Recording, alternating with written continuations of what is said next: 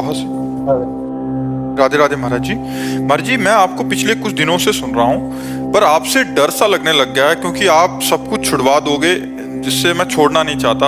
अगर मैं छोड़ नहीं, अगर गलत चीज छूट जाती है तो आनंद आना चाहिए कि डर आना चाहिए।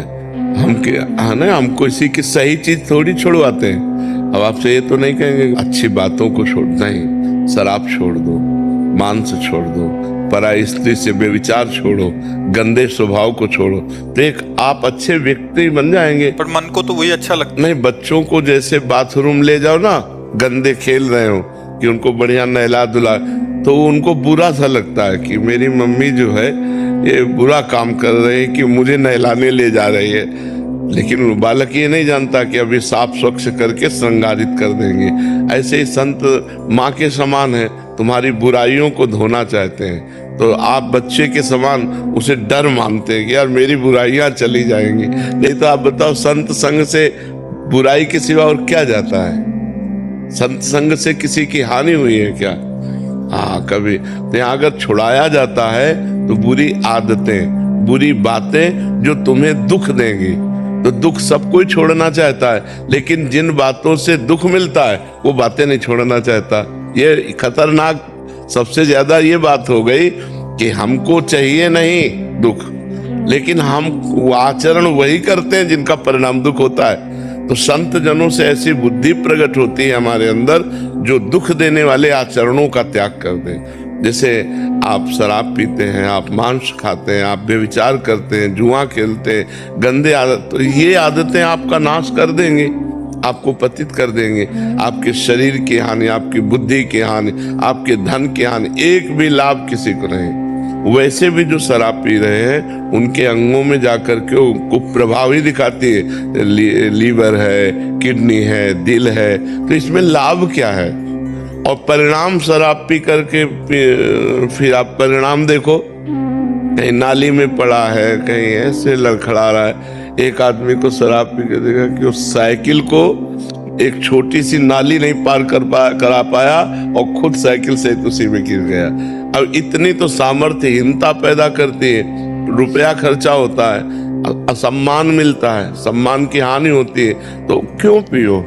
और शास्त्र निषेध करता है, तो शराब क्यों पियो?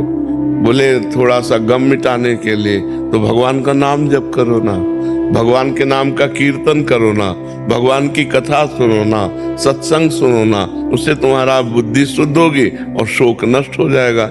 लेकिन लोग सतमार्ग का अनुसरण नहीं करते, तो कोई गलत बात बच्चा थोड़ी यहाँ होती कि डर लगे। छूट चाहता मन के, मतलब छूट के साथ पूजा भी करता हूँ और जो अल्लाह की चीजें वो भी पसंद था। गंदी गंदी बातें छोड़ना ही जीवन का लाभ है। बहुत अच्छे बच्चे बनो, क्यों गंदे बच्चे बनो?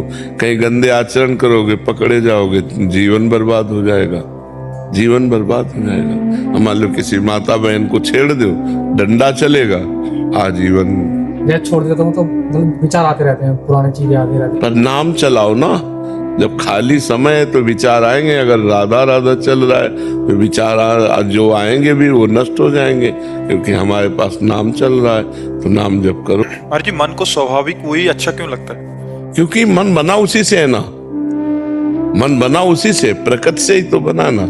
इंद्रियां, मन, ये सब प्रकृति की तरह, प्रकृति की चीज प्रकृति की तरफ खींचेगी। वो छोड़ना नहीं चाहता महाराज जी। हाँ, यही तो है। और नाम जप कर दे तो स्वीकार नहीं करेगा। कितने ऐसे नाम जापक हैं जो गृहस्थी में होते हुए भी अब वो कहते हैं हमारी रुचि नहीं रह गई भोगों की तरफ, अब हमारी संसार की तरफ रुचि नहीं रह गई। तो नाम ने निर्मल कर दिया। जितना निर्मल होता जाएगा मन, बुद्धि, उतना ही संसार से अलग होती जाएगी। संसार में रहते हुए भी संसार से अलग, और जितना मलिन उतना ही सब गंदे आचरण, गंदे से गंदे खान पान, व्यवहार, बर्ताव। राक्षस हो रहे हैं लोग, नहीं राक्षस हो रहे हैं। आप सोचो, हमारी बहन को कोई गलत देखे तो अच्छा नहीं लगता, और हम किसी बहन के साथ गलत करें, वो भी तो किसी की बहन बेटी है, तुम्हारा अधिकार कैसे हो गया ऐसे? और फिर इस तरह राक्षसी भाव से जला देना, मार देना, काट देना। तो ये सत्संग अगर आपको मिला तो आप ऐसा नहीं कर सकते। अगर साधु संग मिला है तो आप बुरी बातों से डरेंगे।